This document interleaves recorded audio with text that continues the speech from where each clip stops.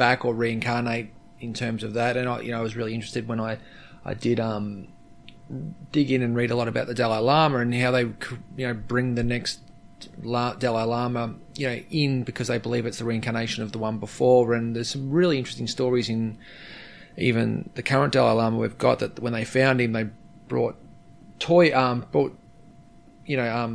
objects from the previous Dalai Lama that the boy that when he was young actually said they're mine, and could really relate to that they were his in that past life, and that's how they sort of chose the current Dalai Lama that we've got, that they believe that he gets reincarnated and they find him again. Yeah. I mean, past life, diving into past lives, and that whole experience is that's another journey that you could go on in your spiritual quest. Yeah.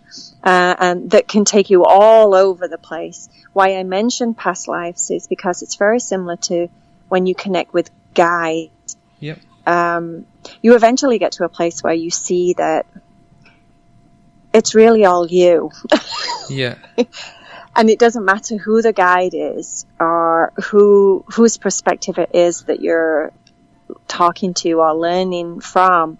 It's really just an aspect of yourself. And that's a deep topic, and it kind of can get really complicated.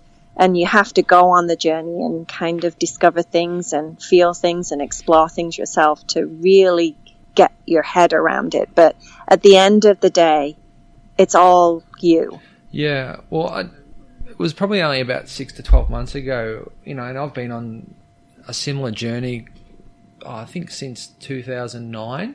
So not as long as you, but, it's sort of that unlock which I had, which is that everything you need and everything we need within it is within us. Like that was that bit there where I'm like, it's actually true. Like you sort of hear it, but you take it as, yeah, I've got it. But then you continue to search outside, but you're searching outside thinking that it's there, but that was the actual understanding that no, it's everything we need is inside.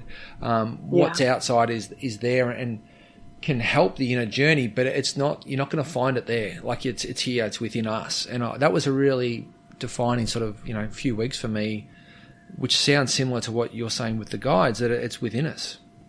Yeah, it really is. But we have this contrast because we're here on Earth and we're on a planet that's all about duality. It's all about finding balance. That's part of the journey. This is why we're here, is to all find balance in both good and bad, right and wrong, and black and white, and all of those things. So we have these contrasts that we're facing constantly as beings here. And when you get to a point where I just lost my trail of thought, it disappeared. It's okay. I will get it back. What was I saying? You're talking just a little bit about the contrast and the duality of being on this planet. Yeah, and everything. Oh, that's right. Yeah, what I was saying was basically it's like because there's such a contrast, then you have to, it's almost easier to seek on the outside of us. It's like the left brain tells us that something else has to be telling us this information, or somebody more wise has to be giving us this information, just because of all the karma and the life lessons that we have within us that automatically assume that we're not worthy, or we're not good enough, or we don't know enough, or we always have to be better, or we always have to know more. Do you get me? So it's easy for us to think and assume that everything that we need is on the outside and it's not on the inside. It's very difficult for us to actually accept that it really is all within us. Well, that was my point. Yeah, and to add to that, Cory, that's the reality is that's where the money's made too. The money's made in believing that the new car or those clothes or the objects that you consume will make you feel enough, make you feel better, make you feel more, and that's how things get sold, really. And that inside what we've got within us isn't going to fulfill us, give us meaning or purpose. That we have to look for it outside and we have to consume it and buy it.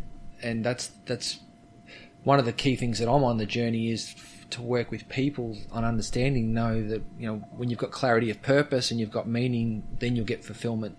But fulfillment's not going to be out there in an object. Oh, definitely not. But you are right. It's such a market. It's such a big business. Just meditating. I mean, if you just take meditation, we need the app, we need the incense, we need the candle, we need maybe a nice meditation pillow and maybe an altar and some deities and a nice picture of Buddha. And do you know what I mean? It's like, yeah. Before you know it, you've spent like $500 on everything just to sit down and meditate and be quiet.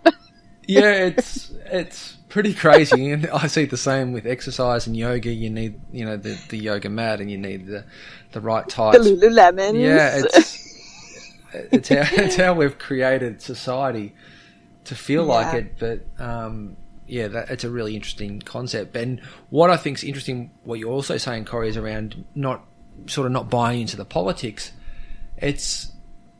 We consume that. Like, if we watch the politics and we read about it, it's a consumption of energy that goes within us, and it's energy that we've then got to digest and somehow use our internal energy to do something with that. So when whatever we read or people we hang around, it's a flow of energy that we've got to then use in some way, good or bad. And I think that's the important part of not being conscious of your consumption of what you're going to take in. Definitely. Yeah, I totally agree with you. You can get to a point where you do start to feel very comfortable, and you are capable of surrounding yourself in all different vibrations and levels of life, dark, and light. You know, you will eventually get to that point where you can kind of hold your own and not be affected by different energies and different conversations and the different, like I said, different foods that we eat and things like that. But that's part of the journey. Part of the journey is learning and feeling and becoming aware that this particular type of conversation really bothers me, or this particular type of people I can't be around for very long. And like, you know, the busy malls maybe starting to get to you once you start to become more spiritually connected. It's very strange how we change. It's like everything that we were numb to before when we weren't awake, so to speak, as you start to become more awake and you become more sensitive and you start to feel more and you become more empathic. And this is all just from meditation, you know. It's like we have all these filtering off side effects that we now have to start to deal with in our everyday lives, and some people just don't know what to do with that. I get lots of people that come to me that get affected by dark energies, and they, you know, really, really, really affected by entities and just lots of things, because they open themselves up to certain situations and then they don't know the tools to protect and cleanse and take care of themselves. So that's a big thing in this community that people should really learn.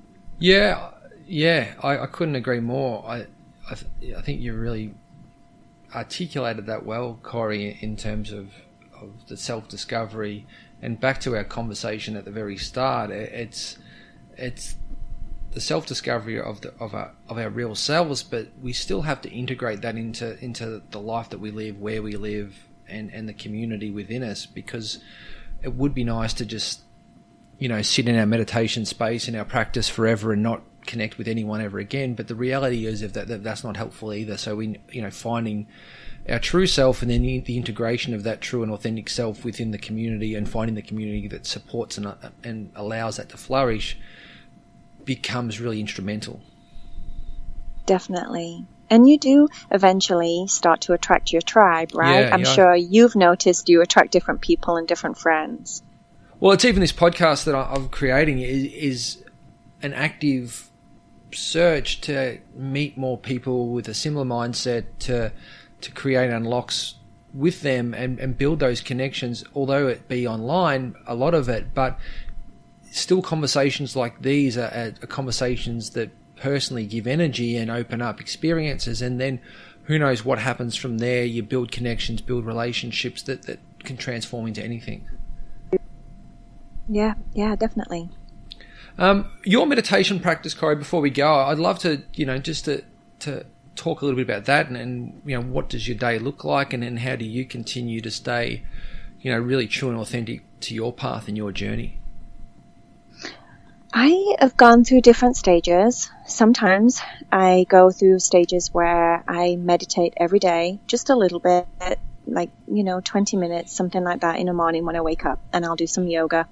Sometimes I fall completely off the wagon and life gets too busy or complicated, and I allow what I know makes me feel good to kind of, everybody does this, fall away, and then before you know it, I get to 2 months down the line and I'm like, oh my gosh, I just don't feel good. Why do I not feel good? Oh, that's right. It's because I'm not doing my self-care practice. Yeah. I'm not taking care of myself.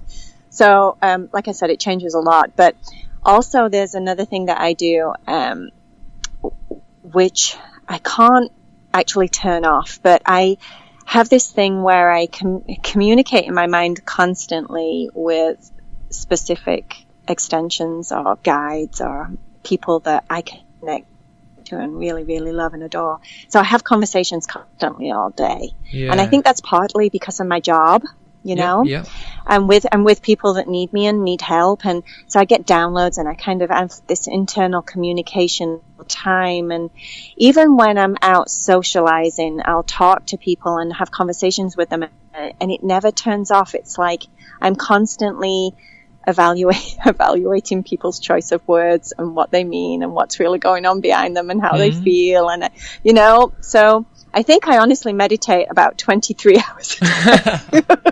Yeah. Which is not healthy. No.